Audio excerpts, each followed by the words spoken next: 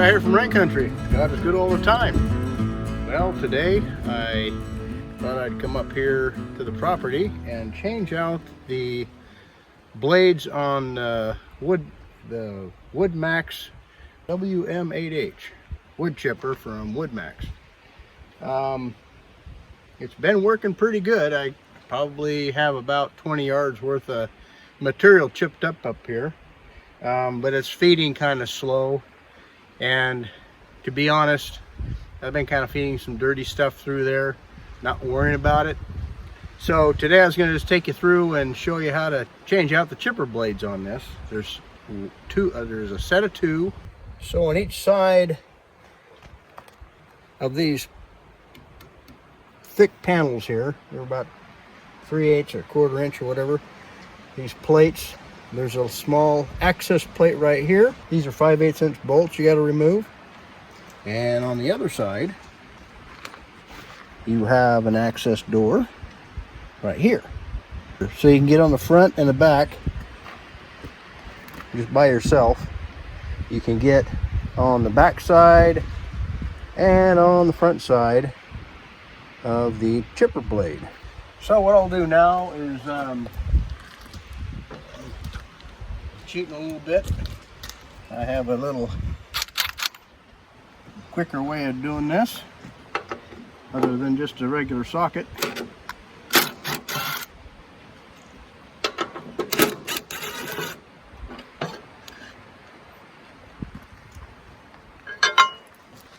This one here I've already flipped over.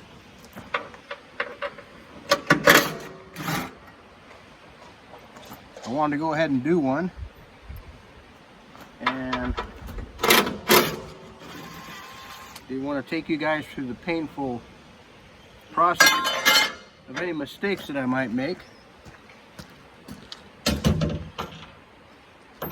Not saying that I won't make any mistakes on this time around, but anyways, this one here I just flipped over, and I actually have two more sets of these blades. They come like this. You see, you have an edge on each side, so you can just flip it over. You get two sides of that, so you can extend the life of this thing. And you can send these things off and get them sharpened. Or if you have a blade sharpener, you can sharpen them yourself. So what I'm going to do is I'm going to go on the other side and just turn this over so where the other one lines up in the access windows. I'm obviously being careful not to get my fingers back behind in here where the belts are and the pulleys are, as you could go as far as cutting your finger off, I suppose.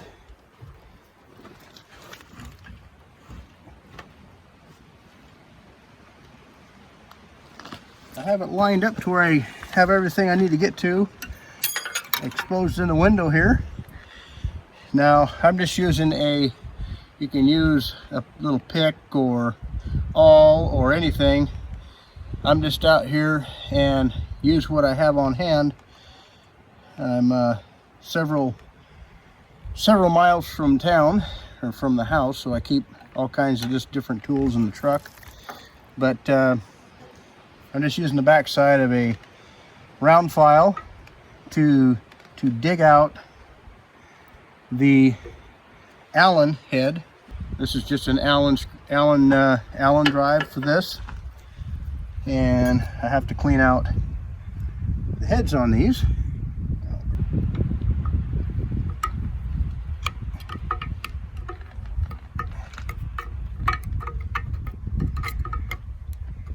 Oh, pitch and sap, and in my case dirt, in your case maybe dirt too, get packed in here. When you install the new knives, you can maybe put grease or something in there that make it a little bit easier for those to clean out.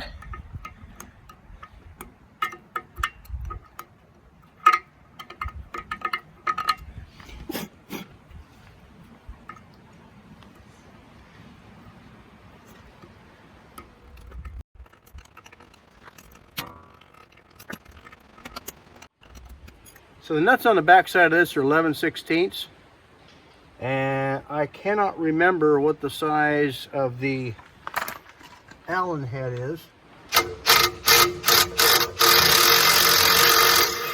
And they should come out just that easy. It's got a nylock washer on it and a head like that.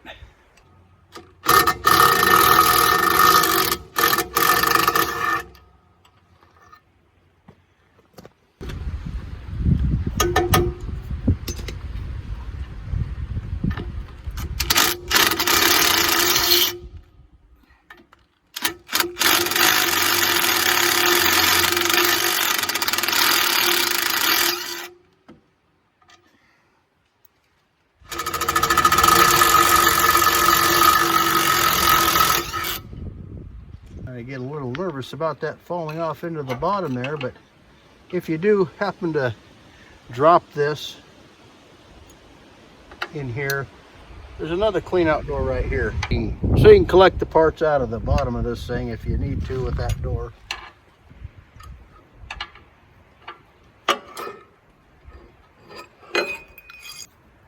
Nicked up pretty good, pretty dull. And I hope this improves the feeding capacity or feeding ability of the chipper. It was getting to where I'd kind of have to exercise the limb to get it to feed. So the guy just cleans up the mating surfaces of the knife. It's not bad. Just want to make sure there's nothing stuck to the backside that will affect the position.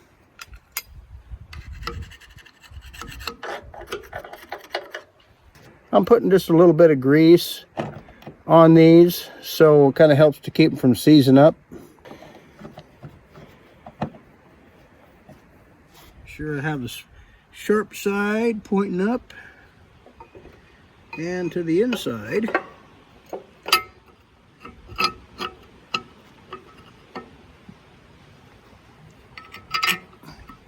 I just like to start with a center two bolts and work my way out and tighten that way.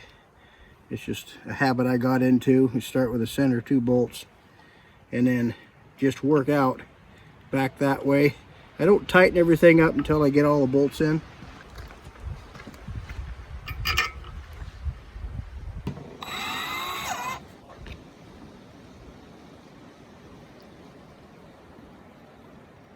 These are the same type of fasteners that you would use for putting on a cutting edge for like a dozer or backhoe.